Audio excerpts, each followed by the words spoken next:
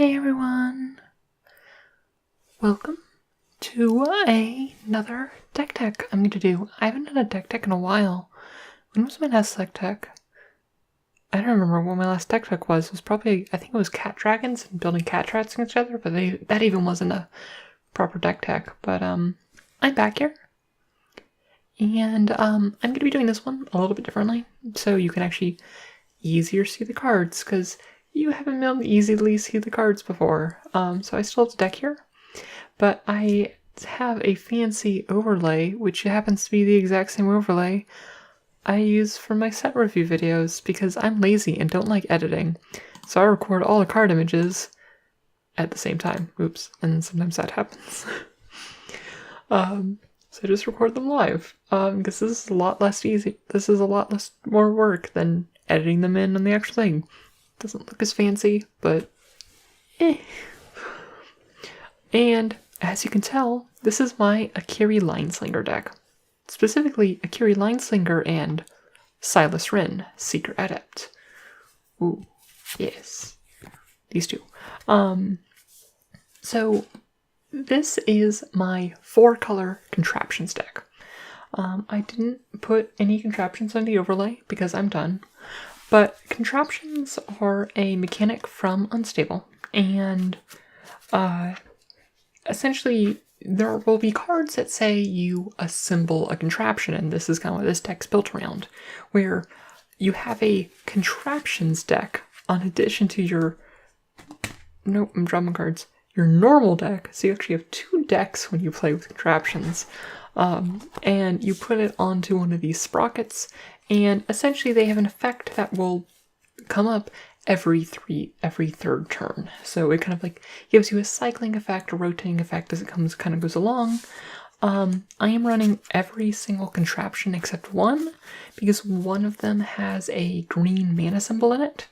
And I actually don't know about the commander legality of having mana symbols outside your commander's color identity in your contraptions deck, but I decided to play it safe and not put it in there, although it would be easy enough to put it in there if, like, someone knows that you can. But yeah, I'm running every single one of them, and there's a lot of them that aren't good, like Hypnotic Swirly Disc. This one mills your opponent, which is not great. But there's all of them. But a lot of them are combat-based, and a lot of people actually run Brea for contraptions, because Brea has like a lot of things to do with artifacts and stuff, but Brea doesn't really care about the combat step as much. Like Brea, you're wanting to like combo off and like do artifact things, rather than do the like get like the what's a good combat one? The Oaken Power Suit, which gives target creature +X where X is the greatest power among creatures you control. Or, like this one gives you +1/+1 on lifelink and different things like that. So it's much more combat based. So that's why I'm going with Akiri Lineslinger as the main singer for this deck. Akiri is a 2-mana legendary creature. She's an 0/3, but gets +1/+0 for each artifact you control. All of these contraptions are artifacts on the battlefield. So they're permanents, they care about that, they all boost Akiri's power, even if they aren't like being activated that turn. So she gets a lot of mileage out of having all these like pretty easy to get out artifacts in play. She also has First Strike and Vigilance, which is nice. So because like once she gets bigger, she's just like, she becomes a an abyss. Just every turn, it's like, oh, you better keep jumping. She's a great blocker, and she just keeps things out. She's nice and cheap, so she's hard to get rid of for long, because it's like, oh, you put her down turn 2, and okay, now then just 4 mana to recast her in, so on and so forth, and it just ends up being real nice. And then my partner is Silas Wren, Seeker Adept, who is, Akiri's Boros, I should say. But Silas Wren is 1 blue and a black for 2/2 Death Touch, and whenever he does combat damage to a player, you may choose target artifact card in your graveyard. You may cast that card this turn. I'm going to be honest, Silas Wren isn't that great, like in this deck. He's mostly here to give me access to blue and black, which I just wanted for the deck. For contraptions, because there's only been one set that includes them, and it itself wasn't a huge set. you want to be running as many colors as possible to get as access to as many assemblers as possible. But actually, this deck isn't actually running that many artifacts. Most of them are non-artifacts that create token artifacts or symbol contraptions and things like that. So Silas Wren isn't getting that much mileage out of him. That said, he's a Death Toucher when you need him, so he can help discourage blocks and stuff. But he's mostly there to just give me access to blue and black, which is unfortunate. I'd like it when like my partners both go together. But I mean, there are a fair few artifacts that can wind up in my graveyard. When contraptions die, they don't go to your graveyard, they go to their own zone, the scrapyard, so Silas Wren doesn't interact with them, unfortunately. So just hopping right into it, we have lands. This is one of the few decks I'll let myself use Battle for Zendikar lands, and that is because Akiri is a core from Zendikar, and I like to theme my lands to the deck, to the commander. And I'm just running 4 planes, and 6 islands, and so many swamps. I forgot how many. I should have counted these beforehand. 5 swamps, and finally 4 mountains. I should say a few things I was thinking about when building this deck. One was budget, because budget is obviously something that's good for me, who's an artist who doesn't have much money, so budget is very important. So there are missing some things, like this deck would benefit from Lightning Greaves. I don't have any spare Lightning Greaves. It would benefit from a Soul Ring. I don't have any spare Soul Ring, so it's missing some like staples and stuff, but for my play group's power level, like that isn't strictly necessary. So yeah, another thing was that even though this is a silver border deck, I didn't want to go leaning too far into like wacky silver border mechanics and whatnot. Like contraptions are silver border, but they function a very black border function. Like they're weird because you have the secondary deck, but once you play them, they're pretty standard and go forward. There's only a few cards that are like a handful of cards are like really silver border, like kind of like go out of their way to do that. But I tried to make all of them as hard grounded in rules and the printed rules as possible. So just to minimize any chance of like people getting upset because of like judge calls and stuff like that. Although, not judge calls because we play in someone's basement, but getting upset about like rules interpretation and whatnot because it's like an edge case card that is silver border and is weird, and I wanted to avoid that. That said, my group is pretty fine with just running silver border cards in your decks, as long as it's like abiding by the ban list for silver border commander that has been put out. Moving to non-basic lands, this is actually a video I'm going to be doing soon. I have a few videos I want to do on budget 4 and 5 color mana bases, and this is just kind of running the exact kind of like close, like some swaps out of my 4 color mana base, for greenless. So yeah, no, it's just this whole mana base is less than $10. This whole deck is like only like less than $50. Like it helps that a lot of the silver border cards don't cost that much because they're not played in a lot of formats. We have Command Tower because this is a commander deck and it's 4 colors, so obviously. Spire of Industry, it's a cheap mana confluence, and having an artifact isn't a problem in this deck. Exotic Orchard, just pretty standard, taps for any color of mana an opponent control. Yeah, no, just pretty standard. I have each of the 4 Vivid lands in my color, so Vivid Marsh, Vivid Meadow, Vivid Crag, Vivid Creek. And these all they're just really nice for fixing your mana. Like I said, I'll be doing a more in-depth video talking about this mana base soon, trademark. Then I'm running the 4 Tri-lands in my colors, Arcane Sanctum, Grumbling Necropolis, Nomad's Outpost, and Mystic Monastery. And now I'm realizing that I didn't actually grab the images of the art of the cards I'm using, so that's sad. Then just Terramorphic Expanse Evolving Wilds, because those are standards, and the 3 like cheap filter lands that just help you get your colors when you need them. So Painted Bluffs, Unknown Shores, and Shimmering Grotto. And then finally, I got the 2 artifact lands that are not like over $5, and that would be the Great Furnace and the Vault of Whispers, because, I mean, they come in untapped and be able to boost up a carry for essentially free for the cost of like a basic land slot is something I am into.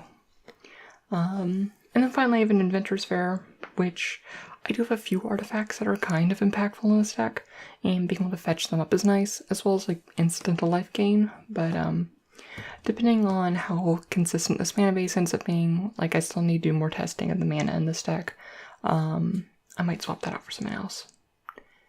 So now we're moving into the assemblers.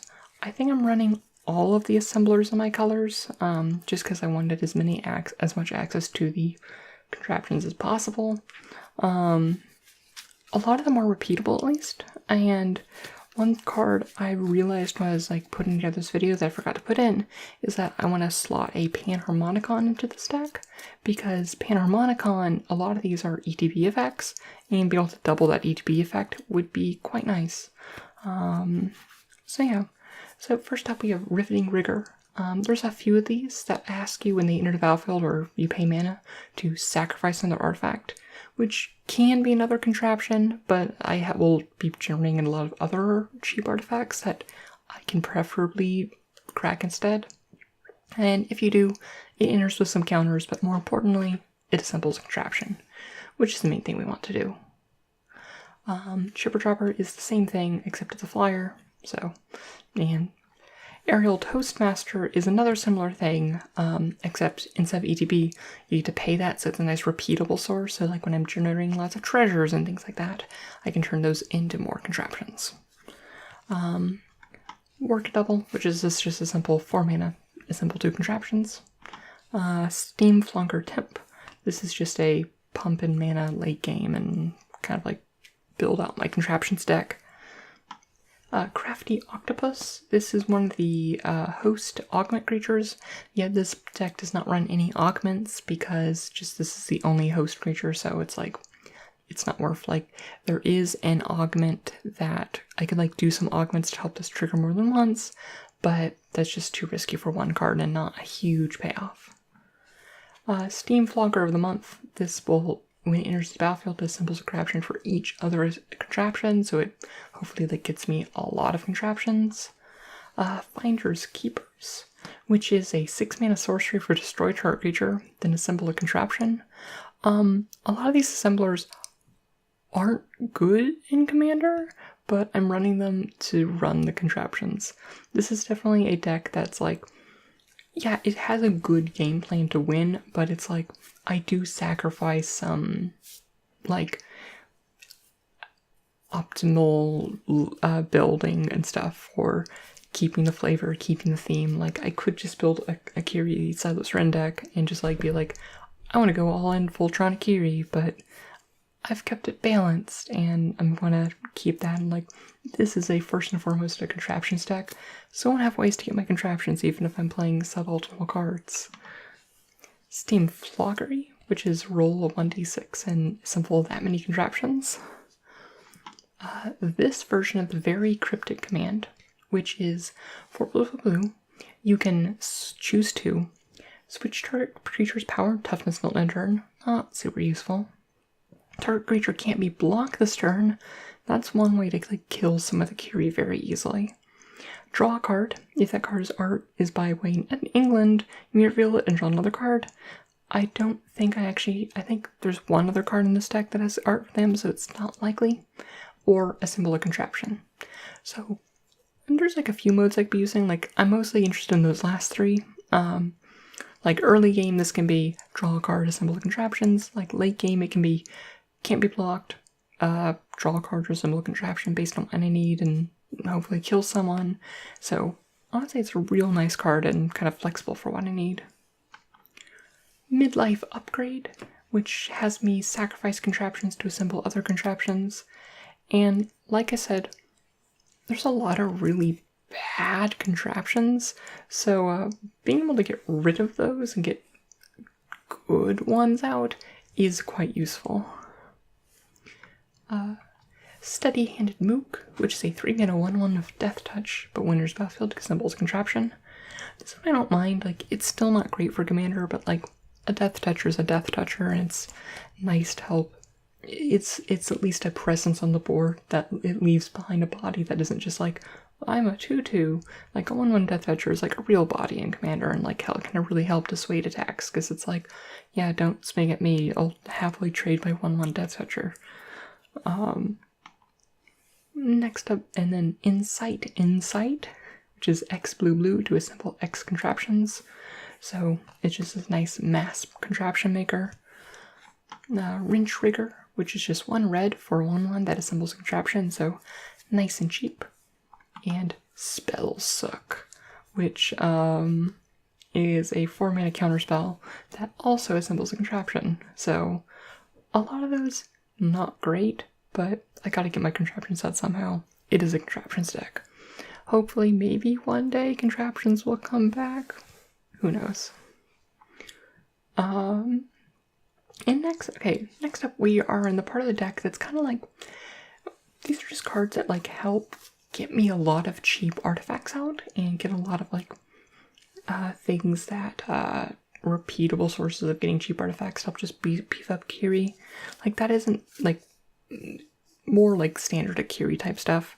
I do want to get some more of these as I get them. Like I definitely want to get like a Revel in Riches and some other cards like that, but just haven't gotten around to getting them yet. So first we have Tamiyo's Journal, which is a 5-mana artifact that investigates on your upkeep. So you make a clue artifact, and you can then also sacrifice 3 clues to tutor for something.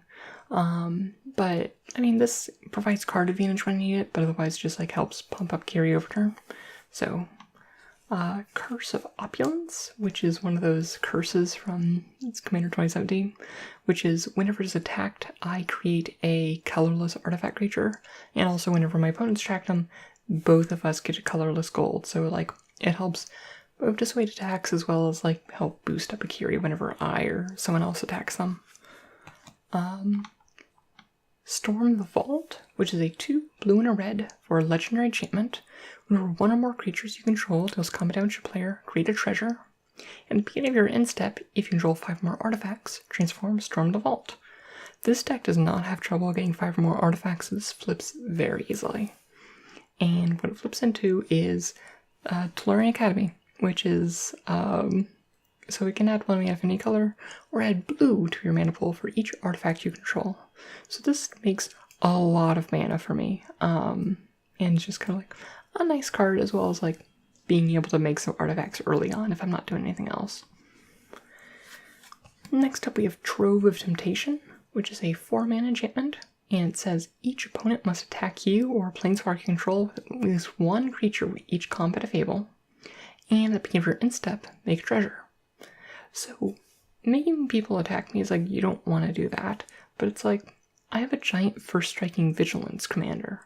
Like, I most likely will be eating something from a lot of your guys. Like this, like, obviously if you have a first striker that like makes it bad for me, but then I just won't block with a Kiri.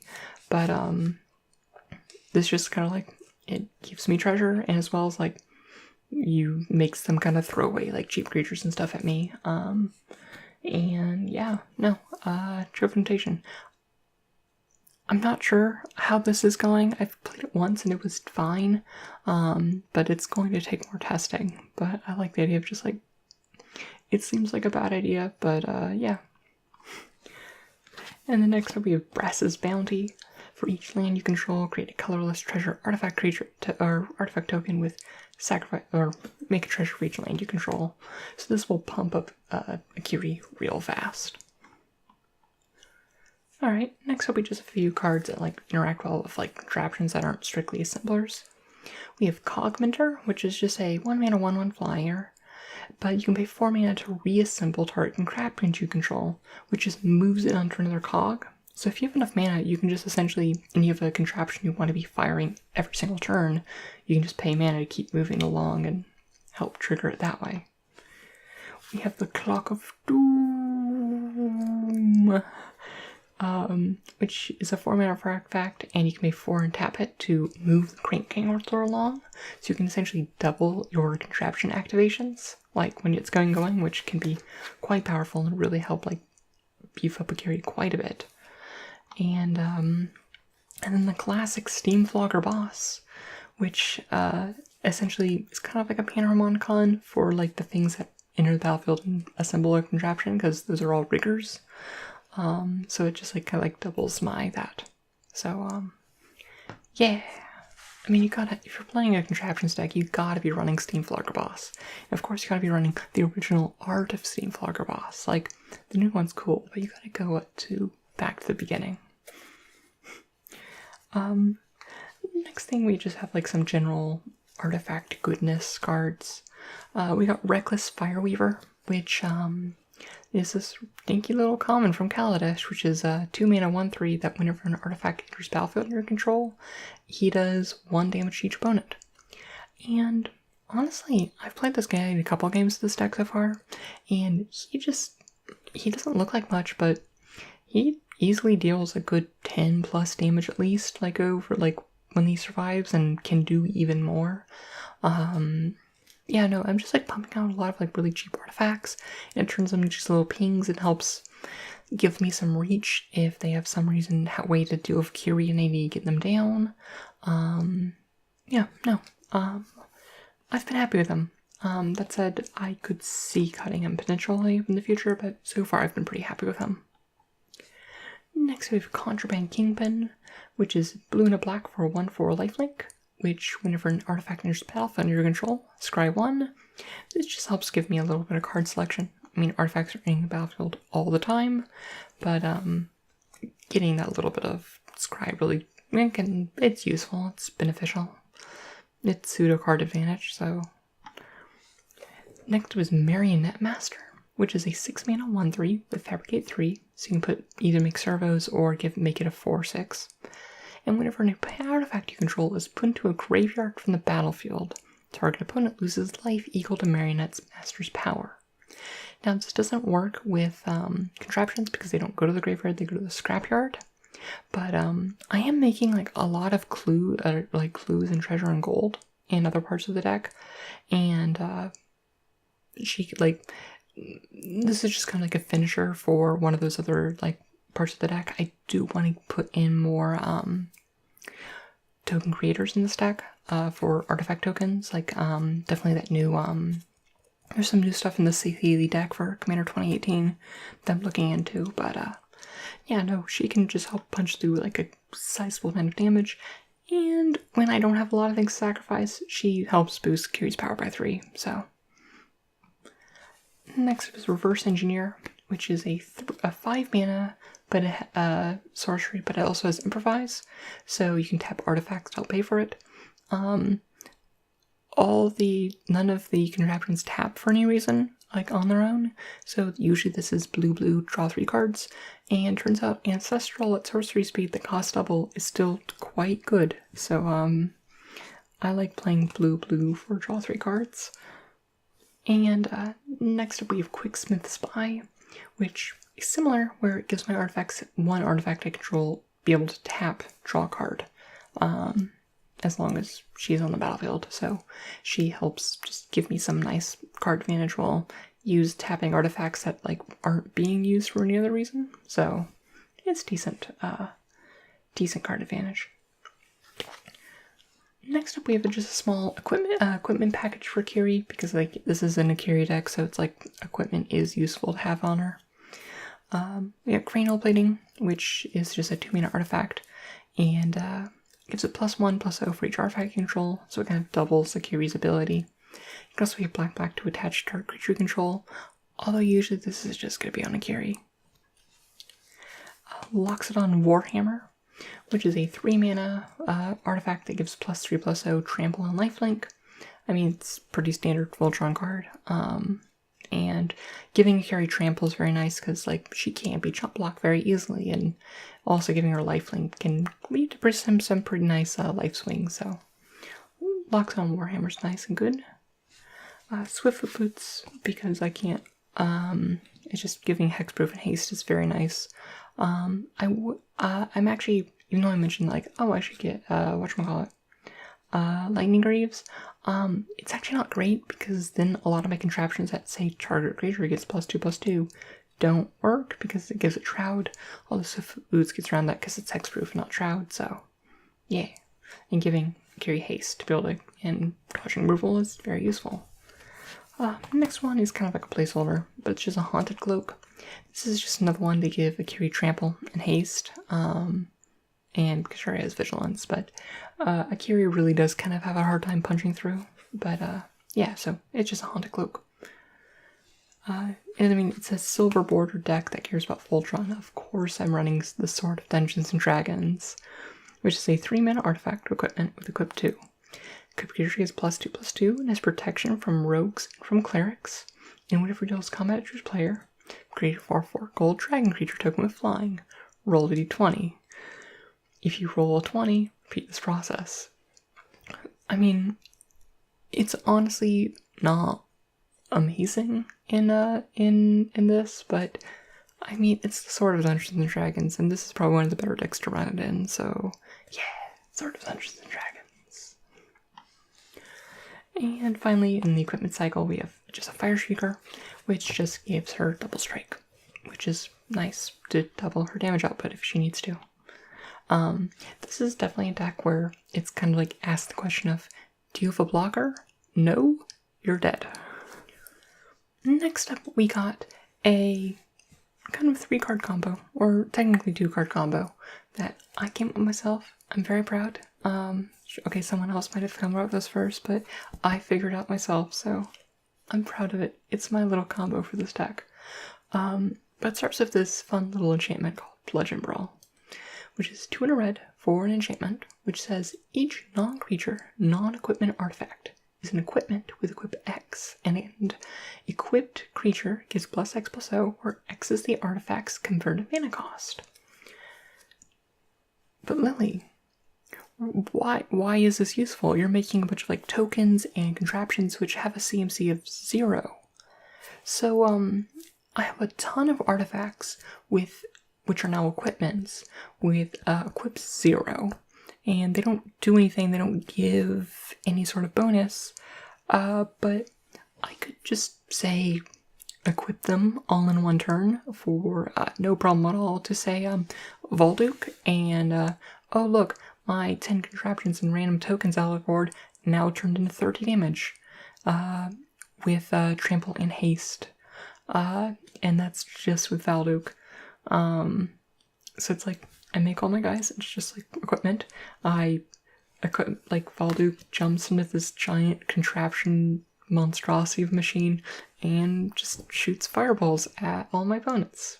And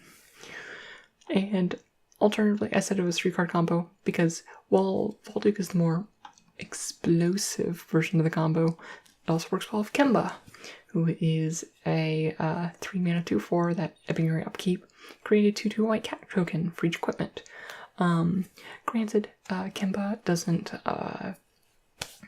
don't give him haste, but I mean they stick around, which is nice, and that's ends up in your upkeep, so you can't like go out of nowhere. But also they're equip 0, so if I have both of them out and they're at different times, Volduke is being in combat, Kemba's your upkeep. You just be like, okay, post combat, I move everything to Kemba if I have them both out and I'm living the dream. And then just next turn, I get all my cats. First main phase, I move them back all over to Volduke. I get to fireball everyone and go back. So, yeah, no, it's just a cute little combo with Bludgeon Brawl and having a bunch of free artifacts to equip and whatnot. So, yeah, no, I think it's cute and it's fun, and I haven't been able to pull it off yet, but I'll get there. I'll have a game and I'll win and it'll be beautiful. Like, this is the kind of combo I like. It's like not strictly infinite. It doesn't strictly win the game, but it's cool. It's nice synergies. And also I get to explode with a bunch of fireballs and cats. So that's pretty sweet. Next up we have Quicksmith Rebel, which is kind of like the Quicksmith Spy, but it turns one artifact into like a shock every turn, which isn't great in Commander. Like, it can take down a lot of things, obviously, but I mostly put it in here as kind of like the, kind of just go along with the theme of like building this giant machine and having all these components going around and stuff, so yeah. Also, I should say we're in my removal suite.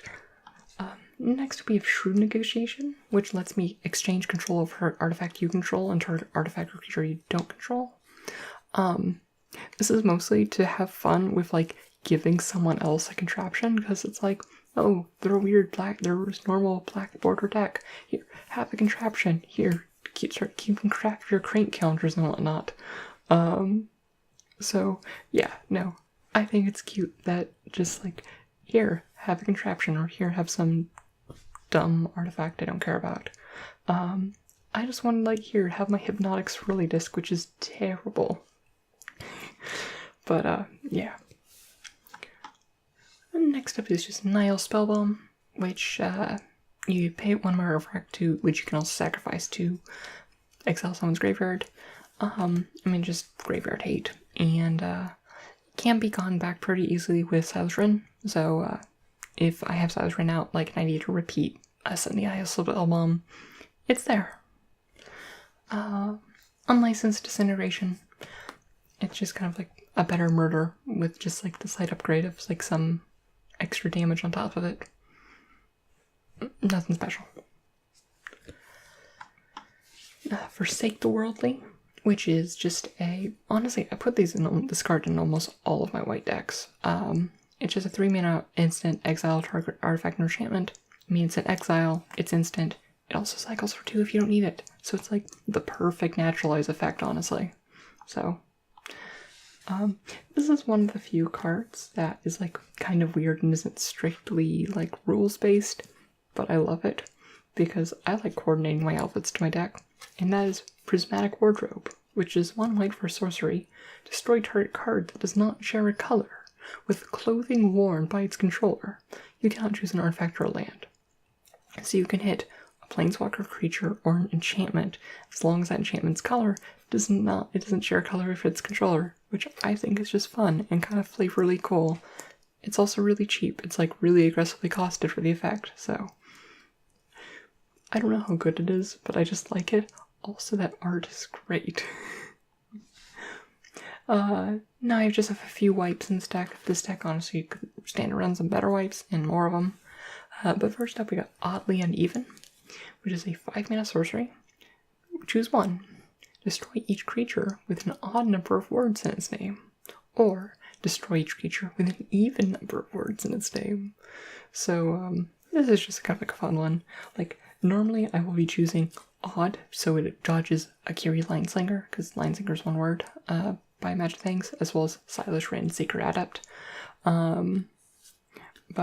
Yeah, no. I just think it's cute, and it's fun. We also have Boom Pile, because I'm 2-4 for Nev Disc. Also, I like Boom Pile, even though it's not good. I do like Boom Pile. It's a 4-mana artifact. Flip a coin. If you win the flip, destroy all non-land permanents. Ooh, Boom Pile. And then we have Phyrexian Scriptures, which is a saga, and I think this is actually the first saga I've put into a deck. But you put a +1/+1 counter on 1 target creature. It becomes an artifact creature in addition to its other types, so usually a Kiri. 2, destroy all non-artifact creatures. So, I mean, Silas Wren survives, Kiri survives, any like random Thopters I'm making because I'm adding in some other cards soon from C18. And 3, exile all cards from opponent's graveyard, so instant graveyard hate. Like, sure, it's slow to get going, but that's all great for me. So, yeah. Next we're just into like the random miscellaneous cards. We have Saheeli's Artistry, which is a 6-mana sorcery. Create a token that's a copy of target artifact, and create a token that's a copy of target creature. Except it's an artifact. This is just super versatile. I can copy like my best contraption, or the best creature on the board, or another like rigger, and get another contraption and things like that. So, or copy something else on the board. It's just a super flexible card and fills many niches. So, yeah. Next up is just a Baleful Strix, because this is an artifact deck, and Baleful Strix is a good card. 2-mana, 1/1 Flying Death Touch. When there's battlefield, draw a card. There's nothing else to say, like, it's just a Baleful Strix. Next up is a Merchant's Dockhand, which is a 1-mana 1/2. you may pay 3 in a blue, tap it, and tap X untap artifacts you control. So, like, all of my artifacts I don't normally tap for any reason, like cough cough contraptions. Look at the top X cards of your library. Put one of your hand and the rest on the bottom of your library in any order. So it's like just super great card draw and selection. So, yeah. Next up is just a prophetic prism, because, I mean, it replaces itself, it's an artifact that Akiri cares about, and this deck is a very budget mana base, so having a little bit of fixing is always welcome. And finally, this is the other card that, like, isn't strictly silver border flavor, and that is this version of Every Thingy-Majig. This is a 6-mana artifact, which can tap as a mana rock, but we don't care about that. You may pay 1 and tap it, and say the flavor text on a card in your hand. Target opponent guesses that card's name. You may reveal that card. If you do and your opponent guesses wrong, draw a card. So it's like, it's a fun game where you can like name like flavor text and like have people guess what it is. So like as a Vorthos, this makes me very happy. You also pay 8 to tap it to have it kill a creature by doing 12 damage to it, which is fine, but it's nothing amazing. It's mostly for the flavor text game that I get to play with it. And then finally we have Rampant Land here, because I didn't put it by my mana base for some reason. Again, this is just the budget mana base I run that I'll be doing a video on soon, which is, because it's 4 color and I don't have green, this is just going to be a bunch of manoliths and variations thereupon. So you have manolith, tap to add 1 mana of any color. We have Darksteel Ingot, which is the same thing, but indestructible. Fellwar Stone. Okay, this isn't a variation on manolith, but just have to add 1 mana of any opponent color opponent controls, which is just pretty standard in a 4 or 5 color deck. So, Cultivator's Caravan. It's a manolith, but it's also a vehicle that can cruise for 3. This never cruise. It's supposed to be a manolith. Group of the Fragment. It's a manolith that also drains people for 1, and it's a backside that isn't relevant, but it's a manolith, so I run it. Vessel of Endless Rest. It removes 1 creature from its owner's graveyard, and otherwise, it's a manolith. Spectral Searchlight. It's a manolith, except I can give the mana to anyone, but most of the time, for the vast majority of the time, it's to myself. And, okay, this is not a manolith, but Inspiring Statuary, which is a 3-mana artifact, which non-artifact spells you control have Improvise. Like I said, like, I'm not actually running that many artifacts in this deck. It's largely a lot of creatures and stuff and that make artifacts, and I have all these tokens that, like, contraptions that aren't tapping themselves, so it turns all my contraptions into mana rocks, which is really nice. It's really nice for, like, getting a Akiri back, because, like, they can pay for commander decks super easily, and just very nice. And then finally we just have Wayfarer's Bauble, which is just a 1-mana artifact. You can pay 2 and sack it to search for a basic land card. Like, when I don't need land, I can just sit there and boost Akiri. Silas Rain can get it back, and it's just fine. It's standard greenless ramp. And that is the deck. And it's my 4-color contraptions deck. It's like decently competitive. It's a lot of fun to play, and I would definitely, because it's silver border and the card's really cheap, I'm definitely looking, like, if you're interested in this kind of thing, Silver Border Commander is so much fun to play for playgroup. Like, Contraptions, like, was one, like, probably, like, the most supported, like, theme, at least from Unstable, for Silver Border. But you could definitely do something with, like, Griselda has a lot of cool things, and, like, well, this isn't a Silver Border Commander, this is definitely a Silver Border deck, just because I wanted all the colors you can. But yeah, so, it's a lot of fun to play, and Akiri's, like, has a lot of cool things, and yeah. Let me know what you think. Any cards that, like, I've missed that really should be going in this deck. Like, obviously I'm missing things that are, like, I typically don't go out of my way to get things out of my collection that are more than, like, $1 or $2. But, yeah. No, let me know if you want to see any decks in the future. Probably I'm currently working on a Kaneo Sentiro landfall deck. So I'm looking forward to that, and that's coming together soon. But yeah, it's nice to be back in kind of like my super relaxed and casual format for Magic, because I don't know, I recorded a couple episodes of the podcast, and while I like how it turned out, I didn't like the structure. I didn't like how like forced it felt, and I like the casual nature of these. So, well, I will talk to you all later, and I hope you have a wonderful night, and may your stories smile upon you.